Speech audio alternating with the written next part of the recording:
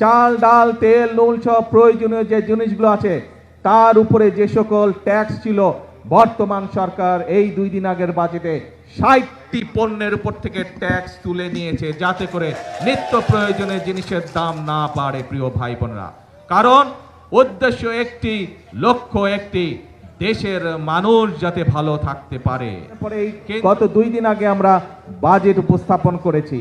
সেই বাজেটে আমরা কৃষকদের জন্য, কৃষক ভাইদের জন্য আমরা বরাদ্দ রেখেছি এবং ইনশাল্লাহ আগামী জুলাই মাস থেকে শুরু করে পর্যায়ক্রমিকভাবে আগামী 1 বছরের ভিতরে আমরা বাংলাদেশের প্রতিটি উপজেলায় 8 থেকে প্রায় 10,000 কৃষক ভাইদের কাছে আমরা এই কৃষক কার্ডের সুবিধা পৌঁছে দিতে সক্ষম হব ইনশাল্লাহ।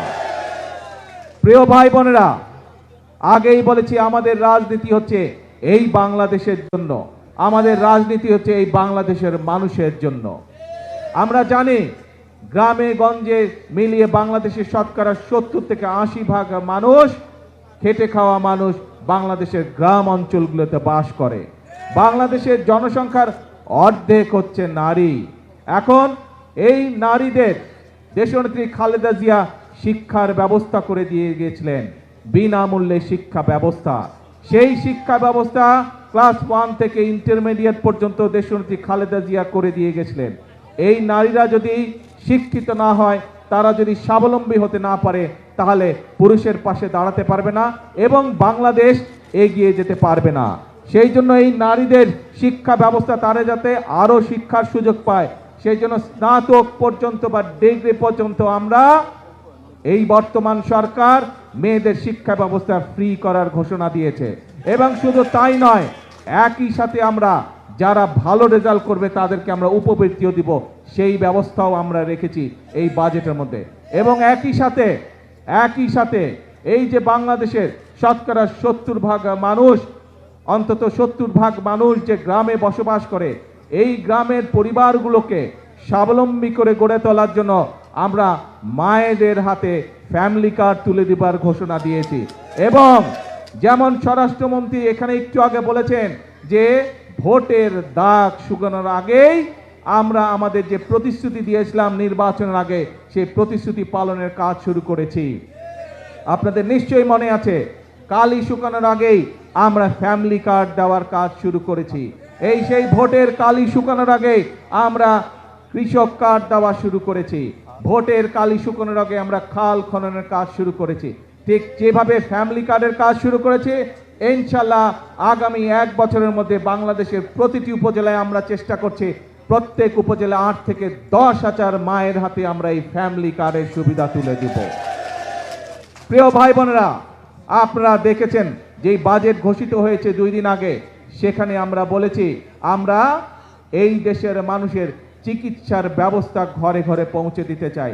মানুষ যাতে চিকিৎসা সুবিধা পায়, মানুষ যাতে স্বল্প মূল্যে ওষুধ পেতে পারে, তার জন্য আমরা ব্যবস্থা গ্রহণ করছি।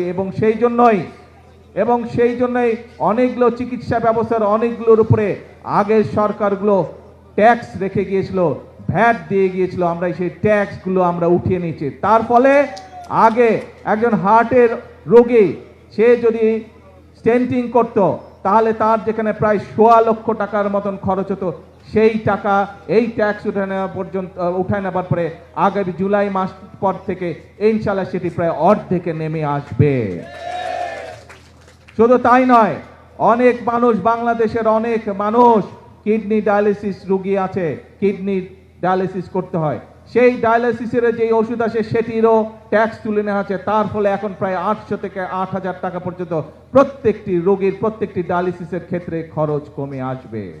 প্রিয় ভাই বোনেরা, এই কাজগুলো করার উদ্দেশ্য এবং কাজগুলো করার লক্ষ্য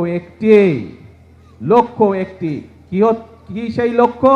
সেই লক্ষ্য হচ্ছে দেশের মানুষ যাতে একটু ভালো থাকতে পারে। আজকে সকালবেলায় আসার সময় যখন আমি প্লেনে করে এই কক্সবাজার আসছিলাম, তখন আমি প্লেনে বসে বসে পত্রিকাগুলো দেখছিলাম যে কি কি সংবাদ করেছে। অনেকগুলো পত্রিকাতে আমি দেখলাম, পত্রিকাগুলো নিউজ করেছে প্রতিবার বাজারের সময় নিত্য প্রয়োজনীয় জিনিসের মূল্য পরের দিনই বৃদ্ধি পায়। আল্লাহর রহমতে আলহামদুলিল্লাহ, শুকুর আলহামদুলিল্লাহ, এইবার বাজেট দেওয়ার পরে এখন পর্যন্ত কোনো জিনিসের দাম বৃদ্ধি পায়নি। কারণ চাল ডাল তেল নুন সহ প্রয়োজনীয় যে জিনিসগুলো আছে তার উপরে যে সকল ট্যাক্স ছিল বর্তমান সরকার এই 2 দিন আগের বাজেটে 60টি পণ্যের উপর থেকে ট্যাক্স তুলে নিয়েছে, যাতে করে নিত্য প্রয়োজনীয় জিনিসের দাম না বাড়ে। প্রিয় ভাই বোনেরা, কারণ উদ্দেশ্য একটি, লক্ষ্য একটি, দেশের মানুষ যাতে ভালো থাকতে পারে।